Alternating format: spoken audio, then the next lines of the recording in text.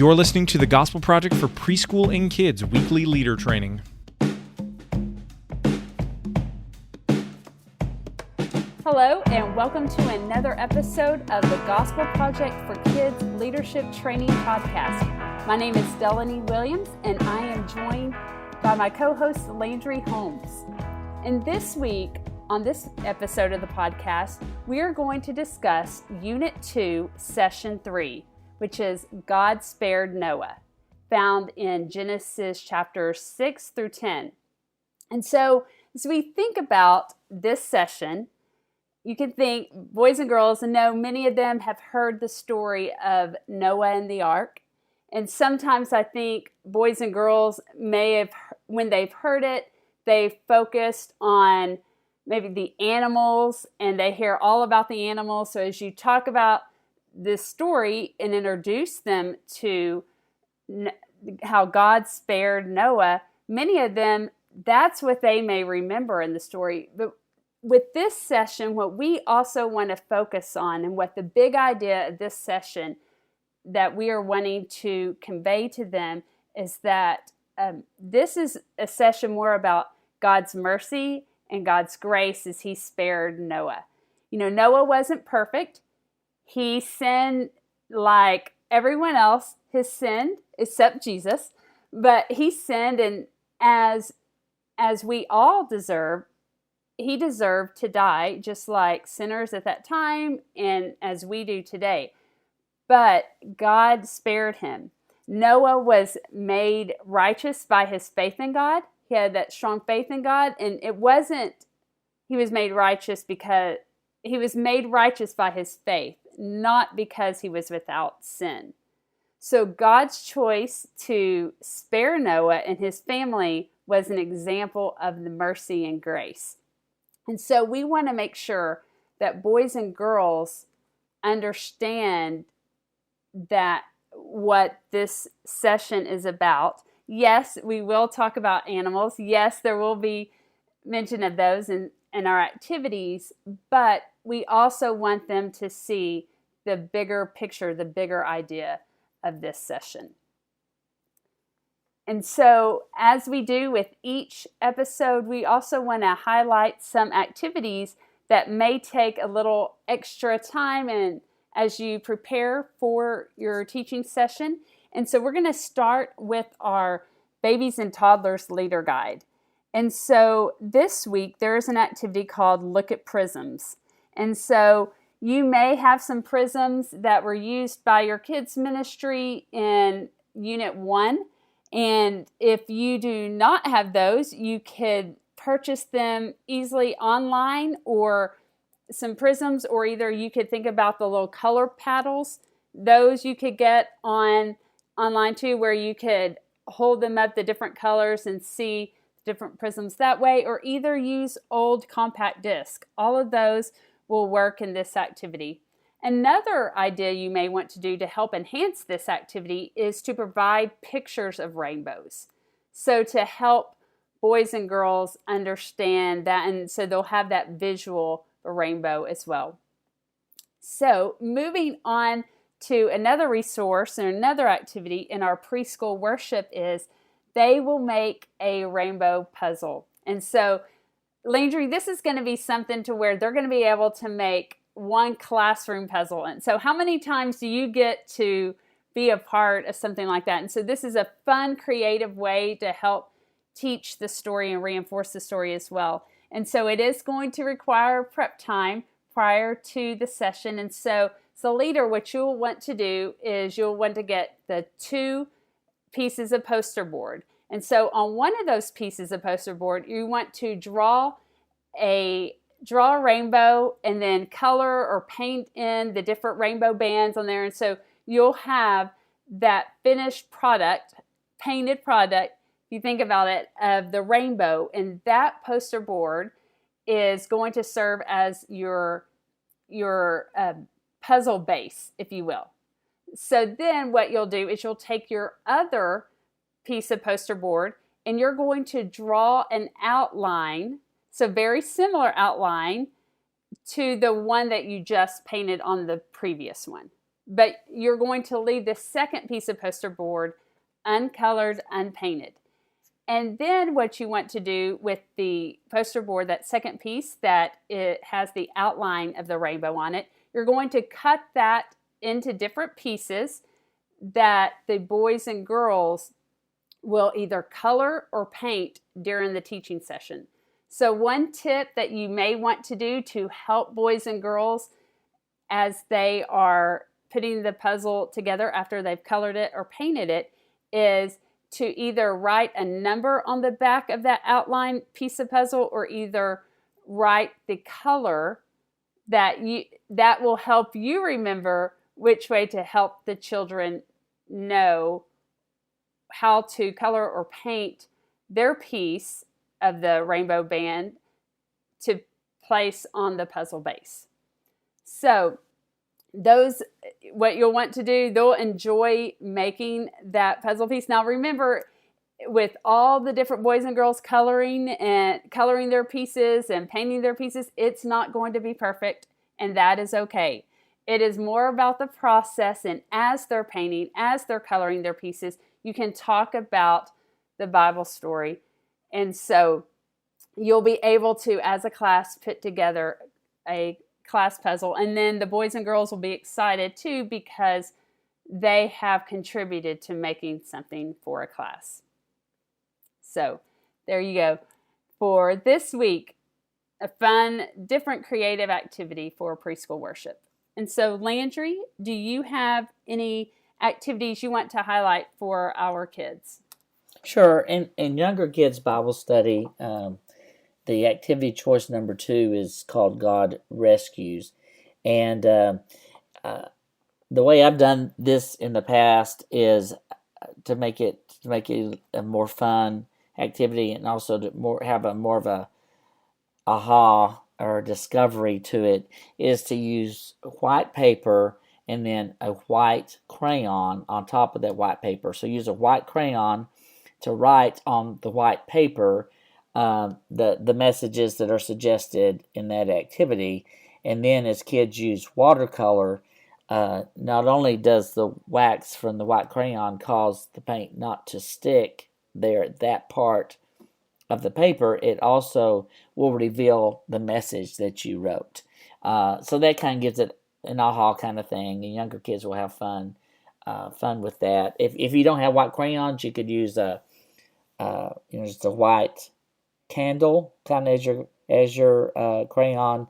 But if I'm guessing right, you probably have more access to white crayons than you do white taper candles, unless you just had a wedding at your church, and then you probably shouldn't be using somebody else's white tapered candles. But just if you got the same color crayon, same color paper, so it really works well. White paper, white crayon. Older kids in the Bible study, the option 2, the session starter option 2 is Will It Float? And you may think, oh, you're doing this with older kids. Well, the fun thing is that you can come up with objects that they may think will float or sink, and it will have the opposite effect. So I would say experiment with this ahead of time.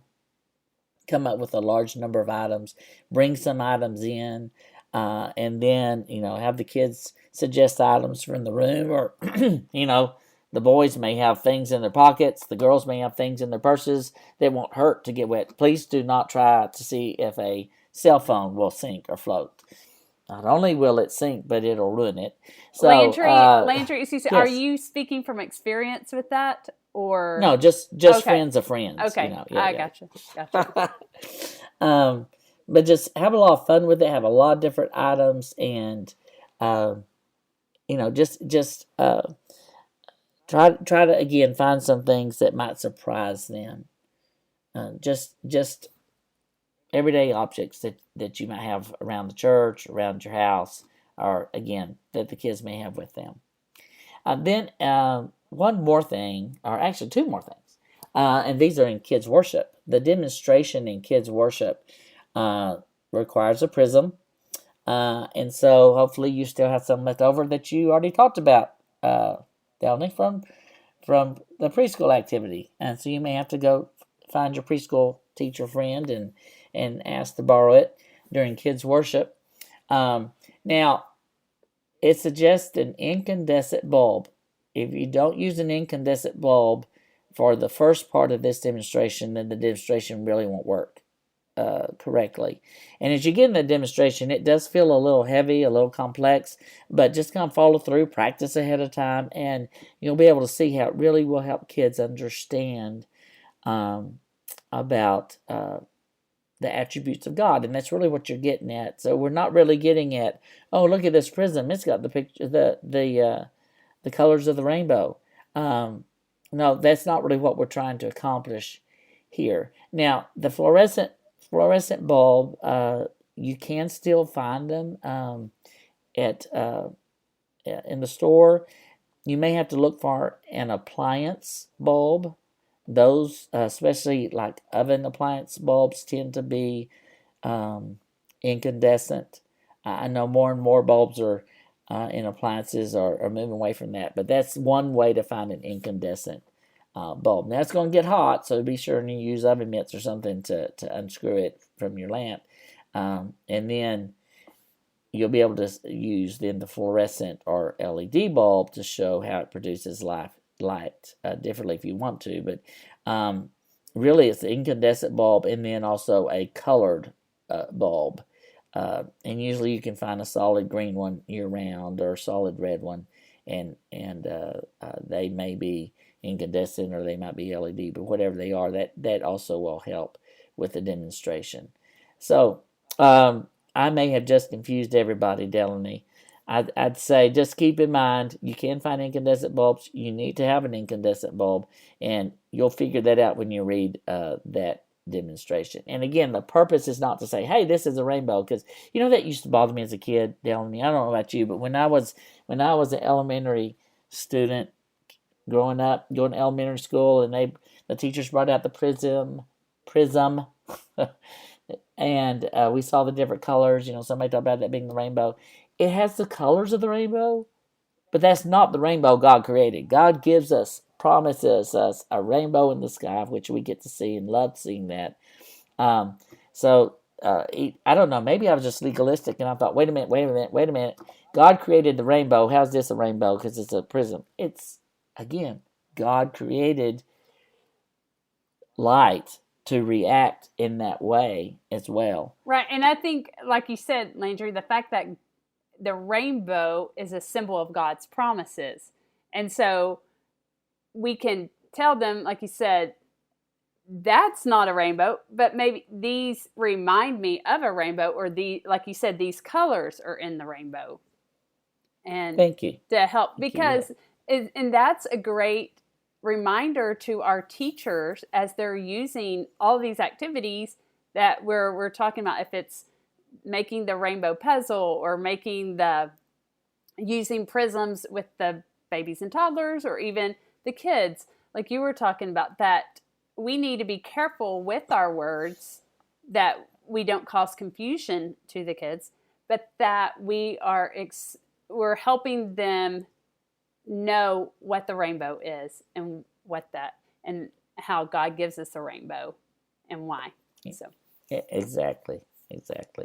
The last thing I want to mention is about the group activity in kids worship. Is there's a rainbow relay. Adapt it how you need it. You may have a smaller group, and you may only make 2 teams and assign each team 3 colors, rather than having 6 teams or whatever. And also you could provide training chopsticks rather than regular chopsticks, or you could provide spoons. Just whatever works in your context and what you have available. This, you mentioned this, Delaney, and what really excites me is that this story is about so much more than a mural on the wall of cute-looking animals in a cute boat. In fact, we don't talk a lot about the animals in this session, because that's not ultimately what the story is about. It's about a time when God judged the world. I mean, the ark, the Noah and the ark story is really a violent story, and we don't really understand that and the why of that. And we don't have to get into all that depending on the ages of the children, but we have to realize this is the time that God judged the world and showed grace to Noah and Noah's family. And Noah wasn't perfect, but Noah did listen to God and obey God. And we can help kids think about how God shows grace to us through Jesus. So it's not just a cute story about cute animals. It's about God's grace to us, just like He showed grace to Noah and his family. Landry, I would just add on to that, like you said, and as I said earlier, is that what excites me is that we get to go deeper, if you will, with this story to help them understand what this story is about with Noah and the ark, and just that, it's God saved Noah and his family, that God keeps His promises. And boys and girls need to know that and be reminded of that. As we were even talking earlier, you and me, before we started recording, we were talking about how God promised not to flood the whole earth again. Now, that doesn't mean that we're never going to experience national disasters or some parts of our world are going to flood. I mean, in recent weeks, recent days, we know that is happening all over our world. But just as God said that He would never flood the whole earth, again, that's a promise that He made and that He keeps His promise. Now, I share all that to say that as we're sharing this story, there may be some people, or where your church is located, that has experienced some of those natural disasters recently. And so we have to be mindful of maybe the fear or the anxiety that kids may have when talking about, the water or the flood. And so keep that in mind as you're teaching. Now, we're still teaching the story. We're teaching the Bible says, but we're going to focus on God's promises, that God keeps His promises. And so I think that is something that is so foundational for boys and girls to understand, that we as humans make promises, and we may not always keep our promises, but God always keeps His promises. And that is foundational for them to know and to understand. And so I'm really excited about being able to teach that to boys and girls during this session. And so we want to thank you very much for listening to today's episode of the podcast. And we hope that you have found it helpful as you prepare to teach the Gospel Project for kids and preschool. Thanks for listening to this week's leader training for the Gospel Project for preschool and kids. For more resources to help you focus your ministry on the gospel, please visit gospelproject.com.